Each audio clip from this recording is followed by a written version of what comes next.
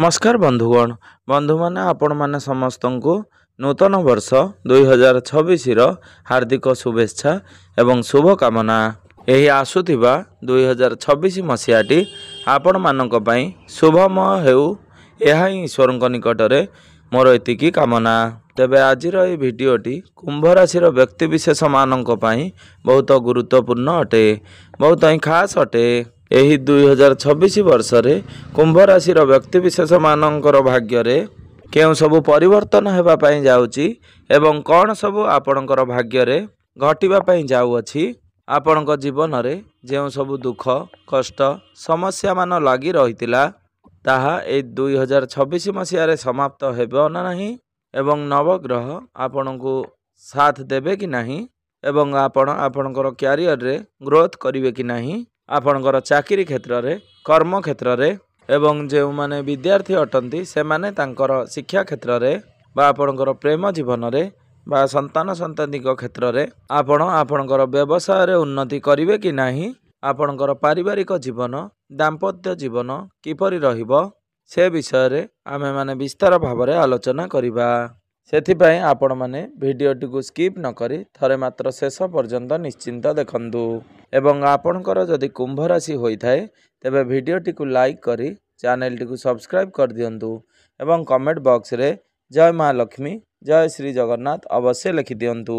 तेबे बंधु माने आसंतु आरंभ करिबा आजिर एही कार्यक्रमटी को जहा आपणकर जन्म राशि एवं चंद्र राशि उपरे संपूर्ण आधारित अटे। तो बंधु माने सर्वप्रथम आसंतु जानि नेबा कुंभ राशि व्यक्तिविशेष मानकर व्यक्तित्व विषय रे। तो बंधु माने कुंभ राशि व्यक्तिविशेष माने प्रायतः फ्री माइंड होइथांती। यही व्यक्तिविशेष माने समस्तଙ୍କ सहित बहुत जल्दी मिसी जाई थांती, माने मिलापी व्यक्तिर अंश अटंती। से माने समस्तଙ୍କୁ स्नेह आदर देई थांती एवं यही व्यक्तिविशेष माने समस्तଙ୍କୁ आपणार करि नै थांती। यही सबु कला कुंभ राशि व्यक्तिविशेष मानक पाखरे भरी होई रही थाए, किंतु कुंभ राशि व्यक्तिविशेष माने टिके मनोई स्वभावर होई थांती। से माने आपणकर मन जानी आपणको कथबार्ता करि थांती। कुंभ राशि व्यक्तिविशेष माने परोपकारी एवं न्याय स्वभावर अटंती। अन्य मानकर मन किणिबार शक्ति कुंभ राशि व्यक्तिविशेष मानक पाखरे भरी होई रही थाए।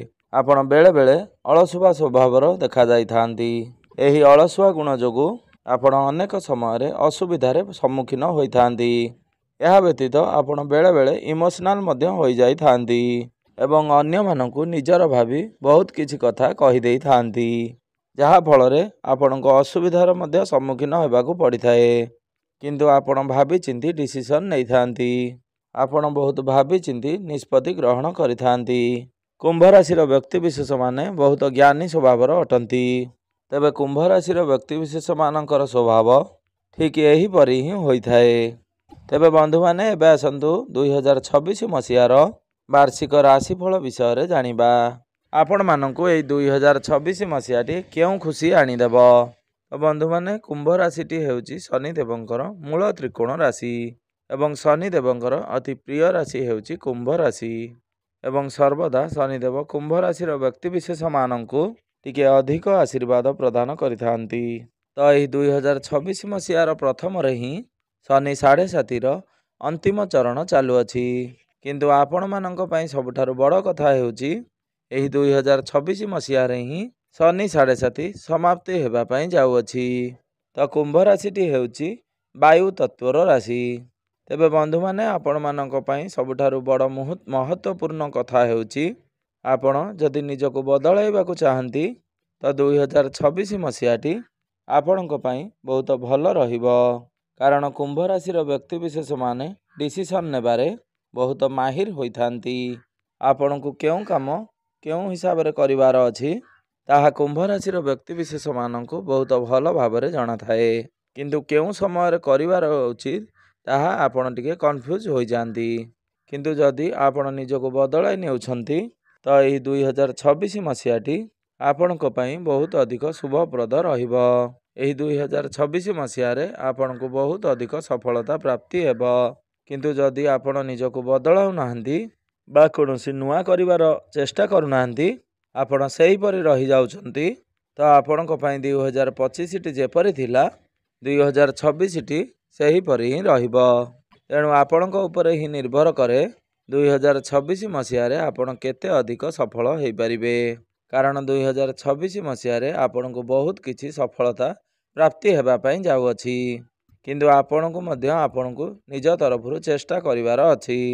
ତେବେ ଜାନୁଆରୀରୁ ଏପ୍ରିଲ ମଧ୍ୟରେ ଆପଣଙ୍କୁ ସମୟ ସେତେ ଭଲ ରହିବ ନାହିଁ। କାରଣ ଏପ୍ରିଲ ପର୍ଯ୍ୟନ୍ତ ଆପଣଙ୍କର ଶନି 7.5 ଚାଲୁଅଛି।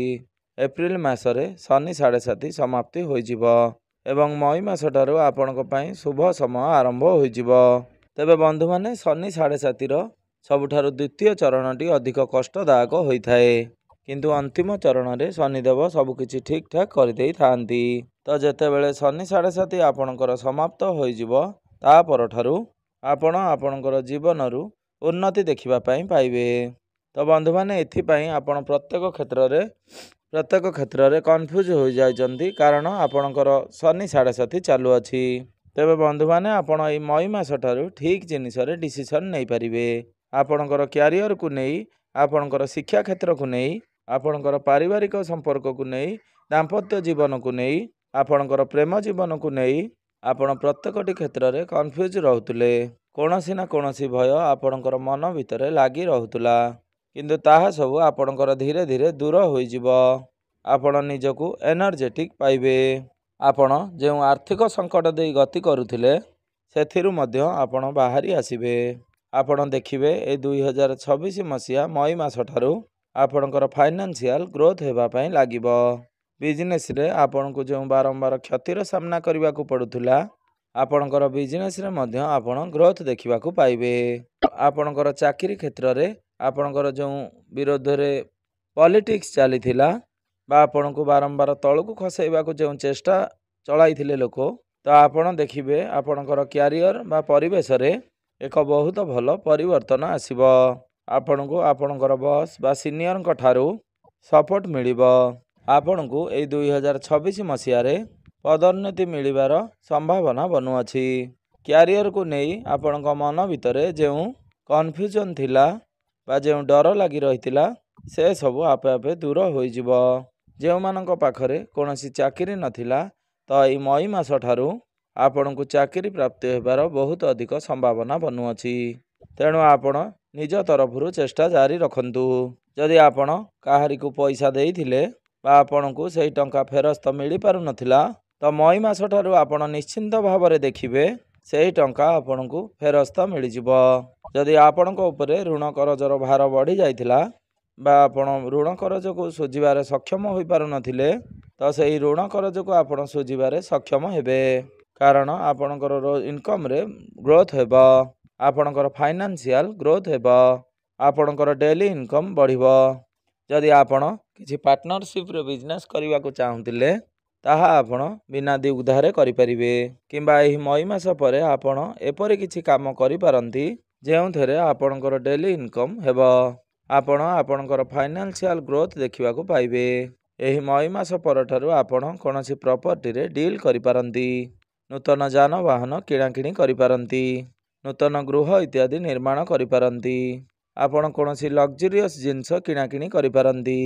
କିମ୍ବା ଆପଣଙ୍କର ଯଦି ମନରେ କୌଣସି ଜିନିଷ କିଣାକିଣି କରିବାର ଅଭିଳାଷ ଥିଲା, କିନ୍ତୁ ଆପଣ ତାହା କିଣିବାକୁ ସକ୍ଷମ ହୋଇପାରୁନଥିଲେ, ତ ବର୍ତ୍ତମାନ ଆପଣ ସେହି ଜିନିଷ କ୍ରୟ କରିବାରେ ସକ୍ଷମ ହେବେ। ଏସବୁ ପରିବର୍ତ୍ତନ ଆପଣଙ୍କ ଜୀବନରେ ଏଭଳି ଆସିବ, ଯାହା ଆପଣ ସ୍ୱପ୍ନରେ ବି କଳ୍ପନା କରିପାରିନଥିବେ। ତେବେ ଆପଣଙ୍କର ପ୍ରେମ ଜୀବନ କଥା ଯଦି ହେବା, ତ 2026 ମସିହାଟି ଆପଣଙ୍କର ପ୍ରେମ ଜୀବନ ପାଇଁ ସେତେଟା ଖାସ୍ ରହିପାରିବ ନାହିଁ। 2025ଟି ଆପଣଙ୍କ ପାଇଁ ଯେଭଳି ଥିଲା, 2026ଟି ମଧ୍ୟ ସେହିଭଳି ଭାବରେ ଅତିକ୍ରମ ହୋଇପାରେ। ଆପଣ ଛୋଟ ଛୋଟ କଥାକୁ ନେଇ ଆପଣ ଦୁହିଁଙ୍କ ଭିତରେ ଆର୍ଗୁମେଣ୍ଟ କରିପାରନ୍ତି, କଳି ଝଗଡ଼ା ମଧ୍ୟ କରିପାରନ୍ତି। ବୈବାହିକ ଜୀବନ ପାଇଁ ମଧ୍ୟ 2026 ମସିହାଟି ଏତେ ଖାସ୍ ରହିବ ନାହିଁ।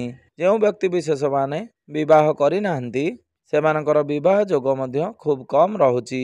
ଯଦି ଆପଣଙ୍କର ଜନ୍ମ କୁଣ୍ଡଳୀରେ ଗ୍ରହମାନଙ୍କର ସ୍ଥିତି ଷ୍ଟ୍ରଙ୍ଗ ରହୁଛି, ତେବେ ଆପଣ ଏଇ 2026 ମସିହାରେ ବିବାହ କରିପାରନ୍ତି। କିନ୍ତୁ ଯଦି ସମସ୍ତ କୁମ୍ଭ ରାଶିଙ୍କର କଥା କହିବାକୁ ଯିବା, ଗ୍ରହମାନଙ୍କର ଗୋଚରର ସ୍ଥିତି ଅନୁସାରେ ଆପଣଙ୍କର ବୈବାହିକ ଜୀବନ ସେତେଟା ଭଲ ରହୁନାହିଁ। କହିବାକୁ ଗଲେ 60ରୁ 70% ଭଲ ରହିବ। ବାକି ଯେଉଁ 30% ରହିଲା ଆପଣଙ୍କ ମଧ୍ୟରେ କଳି ଝଗଡ଼ା ହୋଇପାରେ, ମନାନ୍ତର ମତାନ୍ତର ହୋଇପାରେ। କିନ୍ତୁ ଆପଣମାନଙ୍କର ସନ୍ତାନମାନଙ୍କ ପାଇଁ 2026 ମସିହାଟି ବହୁତ ହିଁ ଖାସ୍ ରହିବ। ଯେଉଁ ବ୍ୟକ୍ତିବିଶେଷମାନେ ସନ୍ତାନ ସନ୍ତତି ପାଇଁ କାମନାରେ ରହିଥିଲେ ସେମାନଙ୍କୁ ସନ୍ତାନ ସୁଖ ପ୍ରାପ୍ତି ହେବ। କିମ୍ବା ଯଦି ଆପଣଙ୍କର ସନ୍ତାନ ଅଛନ୍ତି ତେବେ ସନ୍ତାନକୁ ନେଇ ଆପଣଙ୍କୁ ଖୁସି ବା ପ୍ରଶଂସିତ ହେବେ। ଆପଣ ସନ୍ତାନକୁ ନେଇ ସମାଜରେ ପ୍ରଶଂସିତ ହେବେ। ଯଦି ଆପଣଙ୍କର ସନ୍ତାନମାନେ ଶିକ୍ଷାର୍ଥୀ ଅଟନ୍ତି ତ ଶିକ୍ଷା କ୍ଷେତ୍ରରେ ଆପଣଙ୍କ ସନ୍ତାନ ବହୁତ ଅଧିକ ଉନ୍ନତି କରିବେ। କିମ୍ବା ସେମାନେ କୌଣସି କମ୍ପିଟିସନରେ ପାର୍ଟିସିପେଟ୍ କରନ୍ତି ତ ସେଥିରେ ମଧ୍ୟ ସେମାନଙ୍କୁ ବହୁତ ଅଧିକ ସଫଳତା ପ୍ରାପ୍ତି ହେବ। ଆପଣଙ୍କର ମାଆଙ୍କ ପାଇଁ ମଧ୍ୟ ଏଇ 2026ଟି ବହୁତ ଭଲ ରହୁଛି। ଯଦି ଆପଣଙ୍କର ମାଆଙ୍କର କୌଣସି ସ୍ୱାସ୍ଥ୍ୟଜନିତ ସମସ୍ୟା ଥିଲା ତ ଆପଣଙ୍କର ମାଆଙ୍କର ସ୍ୱାସ୍ଥ୍ୟରେ ସୁଧାର ଦେଖିବା ପାଇଁ ପାଇବେ। ଯଦି ଆପଣଙ୍କର ମାଆ ଆପଣଙ୍କୁ ନେଇ ବା କୌଣସି କଥାକୁ ନେଇ ଚିନ୍ତାରେ ରହୁଥିଲେ ବା ଉଦାସ ରହୁଥିଲେ ତ ଆପଣ ସେଥିରେ ମଧ୍ୟ ପରିବର୍ତ୍ତନ ଦେଖିବାକୁ ପାଇବେ। ଯେଉଁମାନେ ବିଦ୍ୟାର୍ଥୀ ଅଛନ୍ତି ତ ସେମାନଙ୍କ ପାଇଁ ଏଇ 2026ଟି ବହୁତ ଭଲ ରହିବା ପାଇଁ ଯାଉଛି। ଆପଣ ଆପଣଙ୍କର ଶିକ୍ଷା କ୍ଷେତ୍ରରେ ବହୁତ ଅଧିକ ଉନ୍ନତି କରିବେ। ନିଜର ପାଠପଢ଼ାକୁ ଆପଣ ସିରିୟସଲି ନେବେ। ଆପଣଙ୍କର ପାଠପଢ଼ାରେ ଆଗ୍ରହ ବଢ଼ିବ। ତ ଏଇ 2026 ମସିହାଟି ବିଦ୍ୟାର୍ଥୀମାନଙ୍କ ପାଇଁ ବହୁତ ହିଁ ଖାସ୍ ରହିବ। ଆପଣଙ୍କ ମଧ୍ୟରେ ଜ୍ଞାନ ବଢ଼ିବ, ବୁଦ୍ଧି ବଢ଼ିବ। ଏହି 2026 ମସିହାଟି ଆପଣଙ୍କର ବିଜନେସ୍ ପାଇଁ ବହୁତ ହିଁ ଭଲ ରହିବ। ଆପଣଙ୍କର ବିଜନେସ୍ରେ ଆପଣ ଗ୍ରୋଥ୍ ଦେଖିବାକୁ ପାଇବେ ଏବଂ ଆପଣ ପ୍ରଫିଟ୍ ମଧ୍ୟ ଦେଖିବାକୁ ପାଇବେ। ଆପଣଙ୍କୁ ବହୁତ ବଡ଼ ବଡ଼ କ୍ଲାଏଣ୍ଟ ମିଳିବେ। ଆପଣ ବହୁତ ବଡ଼ ବଡ଼ ଲୋକଙ୍କ ସହିତ ବିଜନେସ୍ ଡିଲ୍ ମଧ୍ୟ କରିବେ। ଆପଣ କୌଣସି ବଡ଼ ପ୍ରୋଜେକ୍ଟରେ ଇନଭେଷ୍ଟମେଣ୍ଟ କରିପାରନ୍ତି। ଆପଣ କୌଣସି ନୂତନ ପ୍ରପର୍ଟି କିଣାକିଣି କରିପାରନ୍ତି। ଆପଣଙ୍କର ଇଚ୍ଛା ଶକ୍ତି ମଧ୍ୟ ମଜବୁତ ରହିବ। ଏହି 2026 ମସିହାରେ ଆପଣଙ୍କୁ ଶନିଦେବ ଏବଂ ଦେବଗୁରୁ ବୃହସ୍ପତି ଏବଂ ଶୁକ୍ରଙ୍କ ଠାରୁ ବହୁତ ଅଧିକ ଆଶୀର୍ବାଦ ପ୍ରାପ୍ତି ହେବା ପାଇଁ ଯାଉଛି।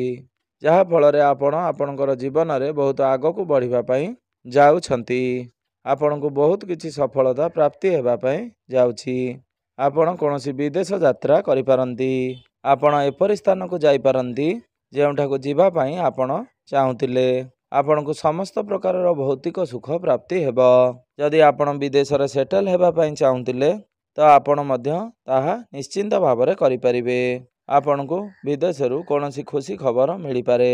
ସମାଜରେ ଆପଣଙ୍କର ମାନ ସମ୍ମାନ ବଢ଼ିବ। ତେବେ ବନ୍ଧୁମାନେ ଏହି 2026 ମସିହାରେ ଆପଣଙ୍କ ଜୀବନରେ ଅନେକ ଭଲ ପରିବର୍ତ୍ତନ ଆସିବା ପାଇଁ ଯାଉଛି। କିନ୍ତୁ ଯାହା ସବୁ ଅଶୁଭତ୍ୱ ରହୁଛି ଯେପରିକି ଆପଣଙ୍କର ପ୍ରେମ ଜୀବନରେ, ଆପଣଙ୍କର ବୈବାହିକ ଜୀବନରେ ଏସବୁ ସମସ୍ୟାକୁ ଦୂର କରିବା ପାଇଁ ଆପଣ ପ୍ରତ୍ୟେକ ଦିନ ଆପଣଙ୍କର ରାଶ୍ୟାଧିପତି ଶନିଦେବଙ୍କର ବୀଜ ମନ୍ତ୍ର 108 ଥର ଜପ କରନ୍ତୁ ଏବଂ ପ୍ରତ୍ୟେକ ଦିନ ହନୁମାନ ଚାଳିଶାର ପାଠ ଅବଶ୍ୟ କରନ୍ତୁ ଏବଂ ପ୍ରତ୍ୟେକ ଦିନ ଉଦିତ ସୂର୍ଯ୍ୟଙ୍କୁ ତମ୍ବା ପାତ୍ରରେ ଜଳାର୍ଘ୍ୟ ଅର୍ପଣ କରନ୍ତୁ। ଆପଣଙ୍କୁ ନିଶ୍ଚିନ୍ତ ଭାବରେ ଅଶୁଭତ୍ୱ ଗୁଡ଼ିକ ଖଣ୍ଡନ ହୋଇ ଆପଣଙ୍କୁ ଅଧିକ ଶୁଭ ଫଳ ପ୍ରାପ୍ତି ହେବ। ତେବେ ବନ୍ଧୁମାନେ ଆପଣଙ୍କର ଜୀବନ ମଙ୍ଗଳମୟ ହେଉ, ଏହା ହିଁ ଈଶ୍ୱରଙ୍କ ନିକଟରେ ମୋର ଏତିକି ପ୍ରାର୍ଥନା। ଧନ୍ୟବାଦ।